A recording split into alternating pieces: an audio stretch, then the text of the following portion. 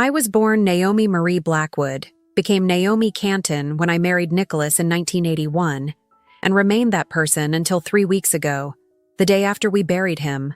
I'm 68 years old with arthritic hands that still remember how to bake the sourdough bread my son Brandon used to beg for on Sunday mornings, and the way my daughter Melissa's hair felt when I braided it for elementary school. I'm telling you this so you understand that before everything collapsed, I was simply a mother who believed she had raised good children. Nicholas's cancer took 14 months to kill him. Pancreatic. The silent executioner that gives you just enough time to put your affairs in order but not enough time to actually live with the knowledge. We kept it quiet at first, just between us. Our children were busy with their own lives. Brandon with his financial consulting career in Boston that seemed to require him to miss every major holiday, and Melissa with her perpetually failing wellness businesses in Denver that somehow always needed another investment from Dad. They don't need this burden yet, Nicholas had said, staring at the ceiling of our bedroom, the morphine making his words slur slightly. Let them live their lives a little longer without this shadow. I nodded because I loved him, but I knew better. I knew our children. When they finally arrived at our modest farmhouse on the outskirts of Millfield, Pennsylvania, the same house where they'd grown up, where Nicholas and I had built Canton family orchards from 20 acres of neglected apple trees into one of the most respected organic fruit operations in the state, they didn't come with comfort. They came with questions about the will. "Mom, I'm just trying to be practical," Brandon said, his voice taking on that condescending tone he'd perfected sometime after his first six-figure bonus.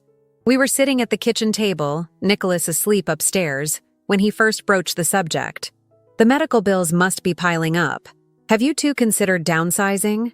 The business can't be easy for you to manage alone." Brandon had left Millfield at 18, declaring small-town Pennsylvania as suffocating as the soil that had paid for his education. He'd visited only when absolutely necessary, usually staying in a hotel rather than his childhood bedroom, because the country air aggravates my sinuses. But suddenly, during his father's final weeks, he'd developed a profound interest in the family business that had embarrassed him throughout his adolescence. Melissa arrived 3 days later, bringing with her 6 suitcases and the scent of expensive failure. 5 wellness ventures in 8 years, each one launched with her father's money, each one abandoned when it required actual work. But she hugged Nicholas with genuine tears and slept beside his bed the night before he passed, which is why I still struggle with what came after. The funeral was small, just as Nicholas would have wanted. He was buried on a hillside overlooking the orchards where the spring blossoms were just beginning to show. I stood between my children as they lowered him into the ground, Brandon's arms stiff around my shoulders, Melissa openly weeping into a monogrammed handkerchief I'd never seen before. "He's at peace now," the pastor said, and I wondered if that was true, or just something people say when someone dies after long suffering. Nicholas and I weren't religious, but we'd maintained the social convention of occasional church attendance. Enough that Pastor Williams knew to focus on Nicholas's love for the land rather than any heavenly reward. What I remember most about that day was the silence afterward. The house echoed with it as people dropped off casseroles and spoke in hushed tones about Nicholas's kindness, his integrity, how he'd helped Mr. Peterson save his dairy farm during the recession or employed the Wilson boys when they needed summer work. Nobody mentioned how he'd built our business from nothing while raising 2 children who seemed to have inherited none of his values. "I made up the guest rooms," I told Brandon and Melissa that evening as the last visitors left. "I thought we could spend tomorrow going through some of your father's things together." "About that, Mom," Brandon said, setting down his whiskey glass with a precision that reminded me of his father. "Melissa and I have been talking, and we think it's best if we settle things quickly. We both need to get back." "Settle things?" "The estate," Melissa clarified, scrolling through her phone. "The house, the business. Brandon and I need to figure out the next steps." I'd expected grief from my children, perhaps some reminiscing about their father. What I got instead was a boardroom meeting. Brandon opened his laptop on the dining table where we'd celebrated their birthdays, their graduations, their departures. "Dad spoke to me about this last year," he said, not meeting my eyes. "He was worried about you managing alone. The business needs modernization, investment. The house is too much for someone your age." "My age," I repeated, the words tasting bitter. "I've managed this orchard alongside your father for 40 years. And you've done wonderfully," Melissa said in the same voice she used when selling overpriced vitamins to desperate women. "But it's time to think about your future, Mom. A retirement community would give you friends. Activities. I have friends. I have activities." My voice sounded distant even to my own ears. "This is my home." "It's all of our home," Brandon corrected. "And Dad left the business to Melissa and me in the will. He wanted us to take care of you, but he knew the business needed younger management." I stared at my son, this stranger in expensive clothes who thought he knew anything about the earth that had fed him, the trees his father had nursed through drought and blight and frost. "Show me the will." He slid a document across the table. Not our family lawyer's letterhead, but something printed on Brandon's corporate stationery. Nicholas's signature looked wrong somehow. Too perfect. Too steady for a man whose hands had trembled with pain for months. "You had him sign this while he was on morphine?" The rage that rose in me then was something primal. Something I hadn't felt since I watched a fox try to steal into our chicken coop when the children were small. I'd chased it off with a broom, and the kind of fury that comes from protecting what's yours. "He was lucid," Brandon insisted. "He wanted us to have a fresh start with the business. There's a developer interested in the land." "Developer?" "For a luxury housing community," Melissa explained, her eyes bright with the prospect of money. "They'll pay $7 million, Mom. We can all start fresh." Fresh. As if the life Nicholas and I had built was something stale, something to be discarded. As if the legacy of Canton family orchards, our sustainable farming practices, our refusal to sell to the big grocery chains that would squeeze our workers, our annual donation of 10% of our crop to the local food banks, was nothing compared to the prospect of cookie-cutter homes for wealthy weekenders from Philadelphia. "Your father would never sell this land for development," I said, my voice steadier than I felt. "And I didn't sign anything." "You don't need to," Brandon explained with practiced patience. "The business was in Dad's name. The house, too. Pennsylvania isn't a community property state. I knew then that they had planned this, not just after Nicholas fell ill, but perhaps before.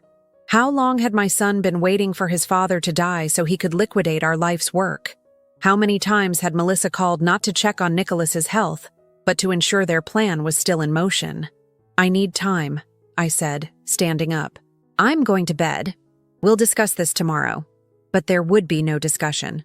While I lay awake in the bed I'd shared with Nicholas, staring at the ceiling and listening to the familiar creaks of our old farmhouse, my children were making their final preparations. Morning came with the smell of coffee, the expensive kind Brandon had brought from Boston because our local store brand was undrinkable. I dressed slowly, my joints stiff with grief and age, and the cold knowledge of what my children had become. When I came downstairs, they were waiting with a small suitcase I didn't recognize. "We packed some essentials for you," Melissa said brightly. "Brandon and I thought we'd drive you to look at Sunny Pines today. It's a beautiful retirement community just 2 hours from here." "I'm not going to any retirement community," I replied, pouring myself coffee. "This is my home." "Mom, be reasonable," Brandon sighed. "The paperwork is done. We close with the developers next week. You can't stay here." I looked at my son then, really looked at him, and saw nothing of Nicholas in his face. Nothing of the boy who had once followed his father through the orchard at dawn, asking endless questions about pollination and pruning. Nothing but a stranger who saw me as an inconvenience to be managed. "I need my medication from the bathroom," I said quietly. "And I'd like to take some photos." "Sure, Mom," Melissa agreed, relief evident in her voice. "Take whatever personal items you want. We can send the rest later." I moved through my home one last time, touching the worn banister Nicholas had sanded and revarnished every 5 years, the quilt my grandmother had made that draped across our bed, the window seat where I'd read stories to my children on rainy afternoons. In the bathroom, I retrieved my medications, but also slipped my passport and birth certificate from the hidden compartment in the medicine cabinet, the one Nicholas had built when we first worried about burglaries in the late 80s. In our bedroom closet, Behind Nicholas's collection of flannel shirts that still smelled faintly of him, I retrieved the small fireproof box containing the one thing my children didn't know about. When I came downstairs, my purse heavier but my heart somehow lighter with resolve, Brandon was checking his watch. "Ready?" he asked. Not really a question. I nodded, allowing Melissa to take my arm as if I were already the infirm old woman they wanted me to be. We drove in Brandon's rental car, a sleek black SUV with leather seats that stuck to the backs of my legs. I watched my home disappear through the rear window, memorizing the sight of spring buds on the apple trees, the weathered red of our barn, the stone chimney Nicholas had rebuilt the summer before Brandon was born. We drove past Millfield's small downtown, past the elementary school where I'd volunteered, past the community center where I still taught quilting on Wednesday evenings. But instead of continuing on the highway toward the larger towns where retirement communities clustered, Brandon turned onto County Road 27, a rural route that cut through farmland before eventually connecting to the interstate. 20 minutes later, he pulled onto the shoulder beside an empty field. The engine idled as he turned to look at me. "This is where you get off, Mom," he said, his voice eerily calm. "The house and business are mine now." "What?" Melissa at least had the decency to look confused. "Brandon, what are you doing?" "What we discussed," he snapped. "Mom's not going to make this easy. She'll contest the will, make scenes, embarrass us with the developer. This is cleaner. But she has her medication, some clothes. There's a gas station about 5 miles up. She can call one of her quilting friends." He reached across me to open my door. "Get out, Mom." I looked at my son, searching for any sign of the child I'd loved, and found nothing. Then I turned to my daughter, whose wide eyes darted between us, her mouth opening and closing like a fish. "Melissa?" I asked, but I already knew. She'd go along with him. She always had. "I'm sorry, Mom," she whispered. "It's just, we need this money. I have debts." I nodded once, gathered my purse and the small suitcase they'd packed, and stepped out onto the gravel shoulder. The spring air was cool, scented with fresh earth and the promise of rain later. I stood there, clutching my bag, as Brandon drove away without looking back, Melissa's pale face visible through the rear window until they crested a hill and disappeared. No phone, no money, or so they thought. Just my name and what they didn't know I still owned. And that's when I realized I wasn't alone. I was free. Free from pretending these people deserved my love simply because I had given them life. Free from the weight of maternal obligation to children who saw me as nothing but an obstacle. I started walking, not toward the gas station Brandon had mentioned, but toward a future they couldn't imagine. In my purse was my passport, my medication, and a deed. The original deed to 20 acres of land in my maiden name, purchased before I married Nicholas, before Canton Family Orchards expanded. The most profitable 20 acres as it happened, which included water rights that any developer would need. My children thought they'd left me with nothing. They were about to learn how wrong they were. The walk to town took nearly 2 hours. My shoes, sensible flats I'd worn for my husband's funeral, weren't made for country roads. By the time I reached Miller's Gas and Grocery at the edge of Millfield, my feet were blistered, and the afternoon sun had burned my neck. I didn't care. Pain has a way of clarifying things, and with each step, my purpose had crystallized. I didn't go inside immediately. Instead, I sat on the bench outside, watching pickups and sedans come and go. Normal people living normal lives who had no idea that Naomi Canton, who'd judged their apple pies at the county fair for 20 years, had just been abandoned like roadkill by her own children. Mrs. Canton? I looked up to see Ray Miller himself, third-generation owner of the store, wiping his hands on his apron. "You all right? You're looking a bit peaked." "Just resting, Ray. Been a long day." He nodded, glancing at my suitcase. "Real sorry about Nicholas. He was a good man." "Yes, he was." I straightened my spine. "Ray, could I use your phone? I seem to have forgotten mine." "Course you can." He led me inside, past the beer coolers and snack aisles to the small office behind the counter. "Take your time." I didn't call any of my quilting friends as Brandon had suggested. I called Vincent Hargrove, our family lawyer of 30 years. Naomi, I tried reaching you yesterday. I was surprised not to see you at the reading. My hand tightened on the receiver. What reading? Vincent was silent for a moment. The will reading. Your son presented a document, but I had concerns. I've been trying to contact you. I've been indisposed, I said, my voice steady despite the rage building inside me. Vincent, I need your help, and I need discretion. You have both. My office, 1 hour? I'll be there. I bought a cheap prepaid phone with cash I kept hidden in a compartment of my purse. Emergency money Nicholas had insisted we both carry after getting stranded with a flat tire years ago. I also purchased a bottle of water and a sandwich I had no appetite for. Ray refused to take my money. On the house, Naomi. You need anything else, you just ask. His kindness nearly broke me. Nearly. But I hadn't cried when they lowered Nicholas into the ground, and I wouldn't cry now. Vincent's law office occupied the second floor of a Victorian on Main Street. When his secretary saw me, her eyes widened. Mrs. Canton, Mr. Hargrove is expecting you. She hurried from behind her desk. Can I get you anything? Water? Coffee? I'm fine, Helen. Thank you. Vincent met me at his office door, his tall frame stooped with age but his eyes sharp as ever. He'd been a year behind Nicholas in school, had handled our business incorporation, our wills, everything legal in our lives. Naomi. He guided me to a leather chair, then sat not behind his desk but in the chair beside me. Tell me what's happening. So I did. The conversation after the funeral, the suspicious will, the drive and abandonment. With each detail, Vincent's expression darkened. The will they showed you, he said when I finished, was not the will Nicholas and I prepared last year. Their document is a forgery. I suspected as much. I opened my purse and removed the fireproof box. From it, I withdrew the deed to the original 20 acres. They don't know about this. Vincent examined the deed, nodding slowly. Smart? Very smart. You two were always thinking ahead. Nicholas suggested putting this portion in my maiden name when we first expanded. Insurance, he called it, in case the business ever failed. And now it's insurance of another kind. Vincent placed the deed carefully on his desk.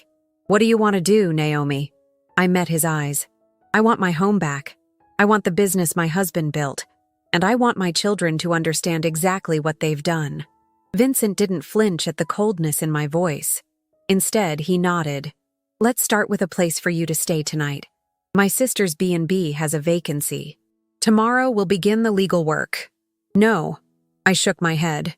I need to move faster than that. The developer is closing next week. Understanding dawned in Vincent's eyes. You're not planning to just go through the courts. Courts are for people with time, Vincent. I have a better idea. That night, in the floral-papered comfort of Rose Hill Bed and Breakfast, I made my first call. Not to my children. They could wonder where I was, whether I'd reached town or collapsed on the roadside. My call was to Harold Winters, the regional manager of Pennsylvania Trust Bank, where Canton Family Orchards had done business for decades.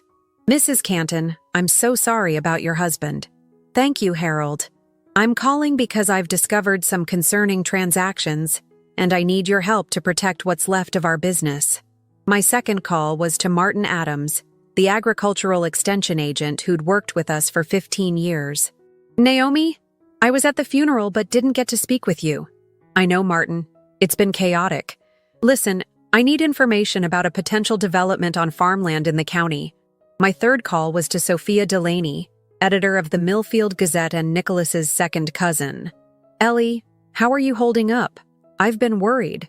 I'm managing, Sophia, but I think there's a story you might be interested in. About developers, protected agricultural land, and inheritance fraud. By midnight, I had made 7 calls, each one a strand in the web I was weaving. Outside my window, the quiet streets of Millfield slept peacefully, unaware that Naomi Canton, always the peacemaker, always the nurturer, was planning war. In the morning, I met Vincent at his office with a legal pad full of notes. I need you to freeze the business accounts, I told him. And I need you to file an emergency injunction on any sale of the property based on the fraudulent will. Vincent reviewed my notes, his eyebrows rising. This is comprehensive. I had 40 years with Nicholas. I know every contract, every client, every detail of that business. I leaned forward, and I'm going to use all of it. Your children won't take this quietly. I'm counting on it. By noon, the pieces were in motion. Vincent had filed the emergency injunction. Harold had frozen the business accounts pending investigation of suspicious activity. Martin had contacted the environmental board about protected wetlands on the proposed development site. Wetlands that happened to be on my 20 acres. I sat in Vincent's office, watching the clock tick toward 1 p.m., when my children would discover that their carefully constructed plan had hit its first obstacle. My phone rang, the new prepaid one whose number they shouldn't have known. But Vincent had made sure they'd gotten it. I let it ring 4 times before answering, my voice calm. "This is Naomi." "Mom!" Brandon's voice crackled with barely contained fury. "What have you done?" I smiled, though he couldn't see it. "I've only just begun." "Mom, be reasonable." Brandon's voice hardened through the phone. "You can't just freeze accounts and file injunctions. Do you have any idea what you're doing to our deal?" "Your deal," I corrected. "Not mine, not your father's." "Where are you?" Melissa cut in, her voice shrill. Brandon had clearly put me on speaker. "We've been worried sick." The lie hung between us like a poisoned cloud. They hadn't called the police, hadn't contacted friends. They'd been too busy finalizing their betrayal. "Worried that I survived?" I asked, my voice perfectly level. "Worried that I didn't conveniently disappear?" "That's not fair," Melissa whined. "Brandon made a mistake." "Shut up, Melissa," Brandon snapped. I smiled into the phone, already fracturing. "Listen carefully. I'm giving you one chance to walk away with something. Withdraw your fraudulent will. Sign the business and house back to me. In return, I'll give you each a one-time payment of $50,000. After that, we're done." Brandon laughed, an ugly sound. "You're delusional. You have nothing. The will is legal. The will is a forgery," Vincent interjected, leaning toward the speakerphone on his desk. "As the lawyer who drafted Nicholas Canton's actual will, I can testify to that." Silence stretched across the line. "You have 24 hours, I said. After that, the offer expires and I proceed with fraud charges." I hung up before they could respond. Vincent leaned back in his chair. "You realize they'll probably refuse." "I'm counting on it." I stood, gathering my purse. "Now, I need to visit the bank in person." The next 24 hours passed in a blur of paperwork, phone calls, and quiet meetings in back offices throughout Millfield. People who had known me for decades, known us, Nicholas and me, stepped up with information, signatures, and support. Not out of pity, but out of respect. And perhaps a touch of relish at seeing the Canton children, who had abandoned their hometown for shinier places, get their comeuppance. By evening, I'd moved into a small apartment above Lucille's bakery. The owner, Lucille Brennan, had been my friend since our children started kindergarten together. "Stay as long as you need," she said, pressing the key into my palm. "That boy of yours never did right by this town. Or by you and Nicholas." I slept surprisingly well that night, lulled by the familiar smells of bread and pastry rising from below. In the morning, I dressed in clothes Lucille had lent me, a pair of jeans and a sweater that fit well enough, and prepared for war. At precisely 9 a.m., when the deed office opened, I filed paperwork asserting my ownership of the original 20 acres, property that included the main house, the barn, and most critically, the water access that any developer would need. At 10 a.m., I met with the Agricultural Board about conservation easements Nicholas and I had quietly put in place years ago, restrictions that would make development nearly impossible even if Brandon somehow managed to sell. At noon, I sat with Sophia in the Millfield Gazette office, providing documentation for a story headlined, "Local Orchard at Center of Inheritance. Dispute, Developer Plans Threaten Protected Agricultural Land." By 2 p.m., my phone was ringing again. "The offer's off the table," I said by way of greeting. "Mom, you're making a terrible mistake." Brandon's voice had lost its edge of superiority, replaced by something closer to panic. "The developer's lawyers are threatening to sue if we can't deliver as promised." "That sounds like your problem." "Our problem," Melissa broke in, "Mom, please. I used the advance to pay off some debts. If this falls through, I'll be ruined. You should have thought of that before leaving me on the side of the road." "That was Brandon's idea," she cried. "I didn't know until we were already driving." The betrayal between them gave me no satisfaction. Nothing about this gave me satisfaction, only a cold, necessary sense of justice being served. "The bank statements show you withdrew $50,000 3 days before your father's funeral, Melissa." I kept my voice clinical, detached. "Planning your fresh start already, were you?" She began to sob, dramatic heaving cries I'd heard countless times when she didn't get her way. "It's too late for tears," I continued. "Vincent will send over the paperwork. You both sign, renouncing all claims to Canton Family Orchards and the house. In return, I won't press charges for fraud, attempted elder abuse, and theft." "And the 50,000? Brandon asked, his businessman's mind still calculating. "That offer expired," I replied. "You get to stay out of jail, that's all." I hung up, set down the phone, and stared out the window of Vincent's office at the town where I'd spent my entire adult life. Across the street, the farmers' market was setting up, just as it did every Thursday. People moved about their business, greeting neighbors, examining produce, living normal lives where children didn't abandon mothers on roadsides. "They'll fight," Vincent said, setting a cup of tea beside me. "Let them." I didn't touch the tea. "I have one more call to make." I dialed a number I'd memorized decades ago but rarely used. "Robert? It's Naomi Canton. I think it's time I called in that favor." Robert Wilson had been Nicholas's roommate at Penn State before either of them met me. They'd remained friends even after Robert moved to Philadelphia to start what would become one of the largest real estate law firms in the state. 30 years ago, Nicholas had loaned Robert money when his first firm collapsed, money that helped rebuild a practice now known for destroying predatory developers. "Naomi." His voice was warm with recognition. "I've been meaning to call since I heard about Nicholas. I'm so sorry." "Thank you, Robert. I need your help with a situation." I explained everything: the forgery, the abandonment, the developer. Robert listened without interruption, and when I finished, the silence stretched so long I thought we'd been disconnected.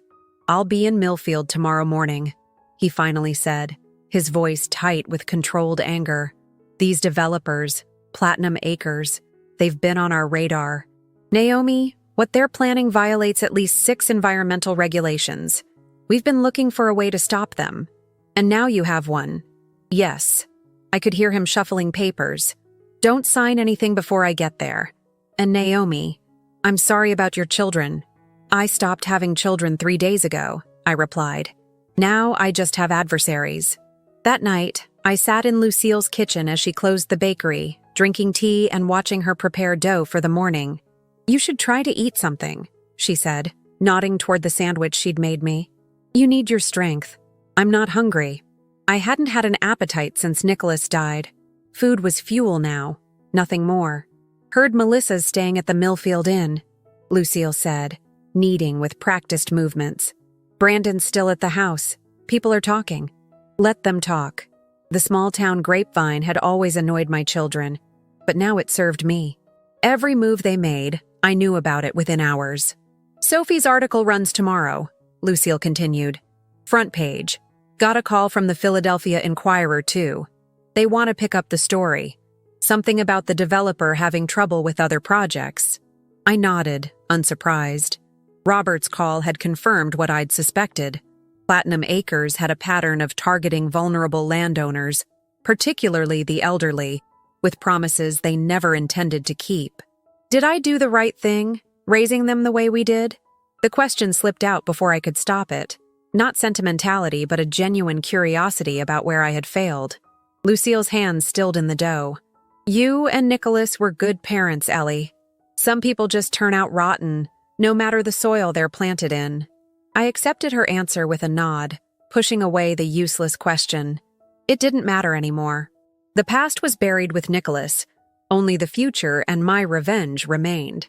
Morning brought Robert Wilson, impeccably dressed in a suit that probably cost more than 3 months of Canton Orchard profits, striding into Vincent's office with 2 associates trailing behind him. Naomi. He embraced me briefly, then immediately turned to business. We've filed injunctions against Platinum Acres in 3 counties already. Now we add yours to the list.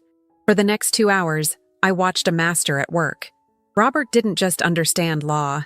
He wielded it like a scalpel, precise and devastating. By noon, he had drafted documents that would not only block the sale but potentially trigger a state investigation into the developer. Your children's signatures, he said, sliding papers across Vincent's desk. We need them to officially renounce their claims based on the fraudulent will. Vincent says they're refusing. They'll sign, I said with certainty. They just need the proper motivation. I pulled out my phone and made another call, this one to Thomas Winters, Harold's son and the assistant district attorney for the county. Thomas, it's Naomi Canton. I'd like to discuss pressing criminal charges. Robert raised an eyebrow but said nothing as I arranged a meeting for later that afternoon. When I hung up, he nodded approvingly. You always were tougher than Nicholas gave you credit for. Nicholas knew exactly how tough I was, I corrected. He just never thought I'd need to use it against our own children. Just after 2 p.m., my phone rang again. Brandon, his voice clipped and formal. We'll sign the papers, but we want something in writing saying you won't pursue charges. I already offered that yesterday. The terms have changed. What do you want? He sounded defeated, which gave me no pleasure. Be at Vincent's office at 4 p.m. Bring Melissa. I'll lay out my terms then. When they arrived, I was already seated between Robert and Vincent, a united front of legal firepower. My children looked terrible. Brandon unshaven, his expensive shirt wrinkled, Melissa with smeared makeup and hair pulled back in a hasty ponytail. Neither could meet my eyes. Sit, I said, gesturing to the chairs across from us. This won't take long. Robert slid the documents across the table. Mrs. Canton has agreed not to pursue criminal charges for the forged will, fraud, elder abuse, and attempted theft of business assets worth approximately $12 million. In exchange, you will both sign these papers acknowledging the will was fraudulent, renouncing all claims to Canton Family Orchards, the residential property, and all associated assets. Brandon skimmed the document, his face paling. This says we forfeit our inheritance entirely. Yes, I said simply. But that's, Melissa began, exactly what you tried to do to me. I finished for her. With one difference. I'm offering you a legal way out, not abandonment on a roadside. Mom, please, Melissa's voice cracked. I know we made a terrible mistake, but stop. I held up my hand. This isn't a negotiation. Sign or I walk across the street to the DA's office and file charges. Thomas Winters is waiting for my call. At the mention of the assistant district attorney, Brandon's already pale face went ashen. He knew Thomas from high school, another local boy he'd looked down on who had now surpassed him. You'd really do that? Send your own children to jail?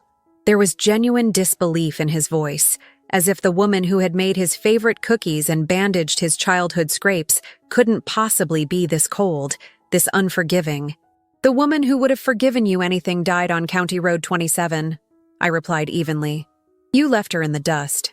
Brandon looked away first, then reached for the pen Vincent offered. His signature was shaky but legible. Melissa took longer, tears dropping onto the paper as she signed her name. What happens now? She asked in a small voice. Now you leave Millfield, I said, gathering the signed documents. Both of you. Today. If I see either of you in this town again, I will press charges regardless of what you've signed. And the developer? Brandon asked, a last attempt at salvaging something. Robert smiled thinly. Platinum Acres will be formally notified that the property is not and was never for sale. They'll also be receiving notification of our intent to file suit for their part in what appears to be a conspiracy to defraud a widow. They left without another word, shoulders slumped in defeat. I watched through Vincent's window as they walked separately to their cars. Brandon to his rental, Melissa to her flashy red convertible that Nicholas had helped her buy last year. Neither looked back at the office. Neither looked at each other. It's done, Vincent said quietly, placing the documents in his safe. But it wasn't done. Not yet. The legal battle was won, but the war, my war, had one final act. "I need a ride," I told Robert. "Where to?" "Home." The Canton farmhouse looked exactly as I'd left it 4 days earlier. White clapboard siding glowing in the late afternoon sun. Nicholas's rocking chair still on the front porch where he'd spent his last mobile days watching the orchard bloom. Only Brandon's rental car in the driveway marked any change. "Want me to come in with you?" Robert asked as he pulled up behind it. "No, this part I do alone." Inside, the house was eerily quiet. I moved through the first floor, noting small disturbances. Brandon's laptop on the dining table, a half-empty whiskey glass beside it, muddy shoes by the door that he would never have left there when he lived here. "Brandon!" I called out, my voice echoing through the rooms that had witnessed 40 years of my life. No answer. I climbed the stairs, my hand trailing along the banister Nicholas had carved by hand our first year in the house. At the top, I noticed our bedroom door ajar, light spilling into the hallway. I pushed it open.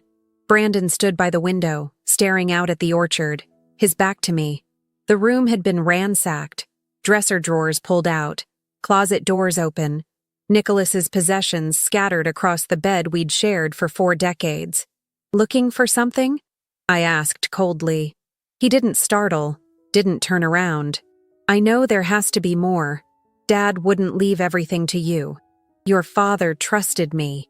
Something you clearly never learned to do." Now he did turn, his face twisted with something between rage and desperation. "You've destroyed everything. The deal's collapsed. Melissa's creditors are calling.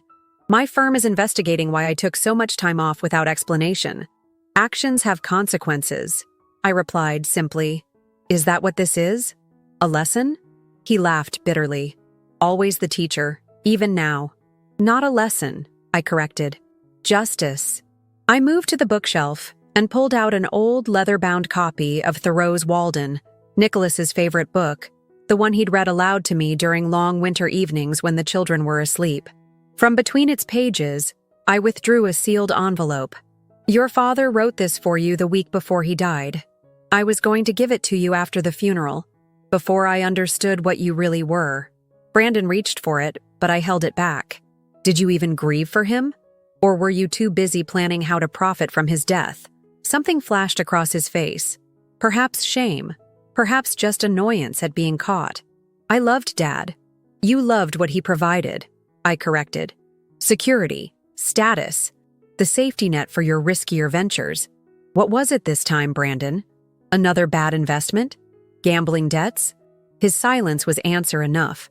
"Your father built something that would have sustained generations if you'd had the patience to nurture it." I placed the envelope on the dresser. "Instead, you tried to sell it for quick cash. The orchard business is dying," he snapped. "Dad was too stubborn to see it, too tied to outdated ways. The development would have made you rich," I finished, "while destroying everything your father valued. Everything I valued. You could have had a comfortable retirement, a condo in Florida. No worries.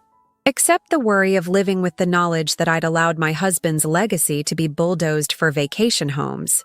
Brandon shook his head, as if I were the one being unreasonable. Even now, he couldn't understand. "Take the letter and go," I said. "Read it or don't. But either way, this is the last time you'll set foot in this house." He snatched the envelope and pushed past me without another word. I listened to his footsteps on the stairs, the slam of the front door, the engine of his rental car roaring to life.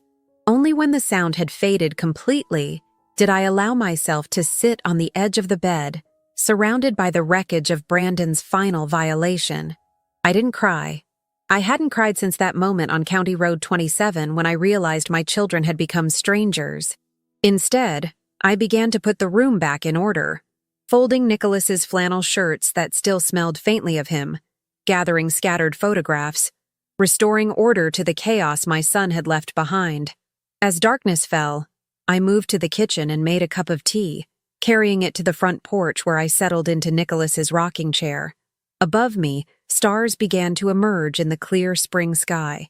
Below, the orchard stretched into darkness, the trees we'd planted together now mature and strong. My phone rang. Vincent, checking on me. "I'm home," I told him. "Brandon's gone. And you're all right there alone?" I've been alone since Nicholas died, I replied. The difference is now I know it. 3 months later, I sat in the same chair, watching the summer sun set over an orchard heavy with ripening fruit. The harvest would be good this year, perhaps our best ever. Not that I would handle it alone. The new manager I'd hired, Martin Adams' daughter Lisa, had already proven herself more than capable. My phone chimed with a text from Lucille. Front page again. Thought you'd want to see. The attached image showed the Philadelphia Inquirer's business section. Platinum Acres CEO indicted in fraud scheme. The subheading mentioned Canton Family Orchards as the case that had triggered the investigation, ultimately revealing a pattern of elder exploitation spanning 3 states. I set the phone aside, feeling nothing but a quiet satisfaction. Justice, not revenge. Though perhaps they were the same thing after all. Another text arrived, this one from an unknown number. Mom, please. It's been months. Can we talk? M. I deleted it without replying, just as I'd deleted the 12 before it. Melissa had begun reaching out after the scandal broke, after her creditors took her car, her condo, everything she owned to cover debts she'd accumulated expecting the windfall from the orchard sale. Brandon never contacted me at all, though Vincent heard he'd been asked to resign from his firm when his connection to the fraud investigation came to light. My children were learning the hardest lesson, that some bridges, once burned, can never be rebuilt. Some betrayals cut too deep for forgiveness. As darkness settled over the orchard, I rocked gently, listening to the night sounds. Crickets chirping, a distant owl, the creak of the chair against weathered boards. In my lap lay a notebook where I'd begun sketching plans for Canton Family Orchard's future. A farm-to-table restaurant in the old barn, educational programs for local schools, expansion of our organic practices. Nicholas would have loved these ideas.